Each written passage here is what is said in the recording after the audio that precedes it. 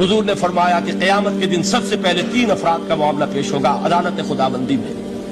ایک وہ جو بڑا عالم سمجھا جاتا تھا، اس سے بڑا علم پھیلا۔ دوسرا وہ جو بہت صاحب ثروت تھا، اس نے بہت خیرات کے کاموں میں پیسہ لگایا۔ تیسرا وہ جو دنیا میں شہید سمجھا جاتا تھا کہ اللہ کی راہ میں جنگ کرتے ہوئے جان دیا۔ اللہ ان تینوں سے جو اس کو نعمتیں دی تھی ان کا ذکر کر کے پوچھے گا کہ میں نے تمہیں یہ دیا، تمہیں یہ دیا، تمہیں یہ دیا، تم کیا کر کے لائے؟ وہ شہید کہے گا کہ اللہ میں نے تیری راہ میں جنگ کی اور اپنی جان دے دی تاکہ تو راضی ہو جائے۔ اللہ فرمائے گا کذبتا، تو نے جھوٹ بولا، انک قد قاتلت لئن یقال جریء، تو نے تو یہ جنگ اس لیے کی تھی کہ کہا جائے کہ بڑا جری ہے، بڑا بہادر ہے۔ یہ لوگوں سے بہادری کے تمغے لینا تمہارا مقصود تھا۔ وقد قیل، وہ کہا جا چکا ہے، اب یہاں تمہارے لیے کچھ نہیں۔ اور فرشتوں کو حکم ہوگا اور وہ اوندے منہ اس کو گھسیٹتے ہوئے جہنم میں جھونک دیں۔